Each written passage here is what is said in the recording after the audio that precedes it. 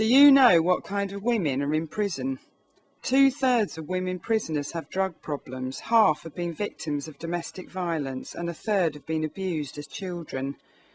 9 out of 10 women are jailed for non-violent offences, and 18,000 children are separated from their mothers by imprisonment each year. The Smart Justice for Women campaign wants to reduce the amount of women behind bars. I did 4.5 years over an 8-year sentence. It was a really, really painful experience. And what the worst thing is about prison is that it is actually a painful experience every single day. When I walked out of prison, I felt disjointed, would be probably a good word.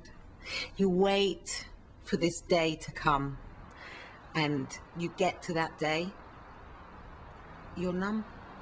And you don't actually feel anything. Nothing actually has changed. It's, what am I going to do now?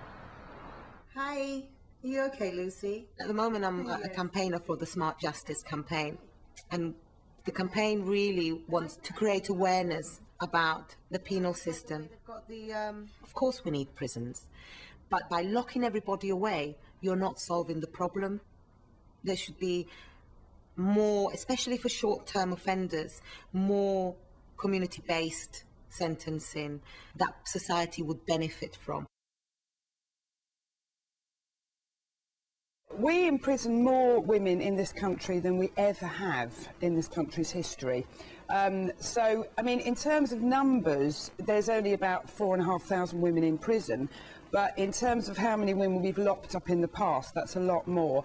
As you say, the women's prison population has tripled in the last 10 years. You're 7 times more likely to end up with a prison sentence than you were 10 years ago if you're a woman. And I think that there's a number of reasons for this. Judges and magistrates are sentencing more harshly, contrary to popular opinion, which is that, you know, we are very soft on offenders. But sentencing actually has got harsher and harsher. The issue for us is that 9 out of 10 of these women are in jail for non-violent offences. The biggest offence being handling of stolen goods, shoplifting, that kind of thing. Most of these women are drug addicts. Many of them have got major health problems. They're very, very damaged women. Half of them have been victims of domestic violence. A third of them were abused as children. So these women are very damaged, and that's what's causing them to offend. And prison isn't the answer for these women because it's actually making them worse. What we need is some sort of alternative rather than just throwing them in prison. What we have to do is to try and bring these people out of that criminal class and out of the subclass. Well, we're creating an underclass. There is an underclass. Absolutely. I'm sorry, but everybody knows the difference between right and wrong. No, I don't think that's true. I mean, if it was as simple as that, it would be easy, but it's not as simple as that anymore, I don't think. It seems to me that if you are struggling and you're out there trying to work for your kids these days, then those are the people that are suffering, because if you go and shoplift or you're a drug addict, you seem to get all the help in the world, it seems now. The availability of rehab facilities... There's hardly anything. ...are pitiful. Yes, but what about the people who are leaving from? What about the people who exactly, yeah, but you want to stop it. If you've got somebody who is an addict, then what do you want to do? You want to get them off drugs. That's the main cause of a lot of these unfortunately is drugs, yeah. And also you've got to think about, you know, these children that are separated from their parents.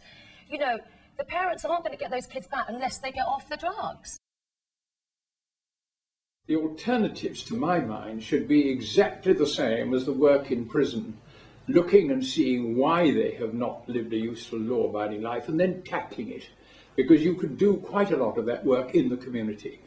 Now, in addition, what I think they should do is do work for the community as part of the sentence, and this is where the graffiti eradication and the looking after elderly and disabled people and cleaning up cemeteries and so on. All these things can be done as part of the reparation. Now, if that was done and the public saw it being done and saw that a sentence in the community meant A, something to challenge the offending, and B, something to return to the community, I believe it would work. To find out more or to join our campaign, please go to www.smartjustice.org/women or contact Smart Justice on 0207 689 7734.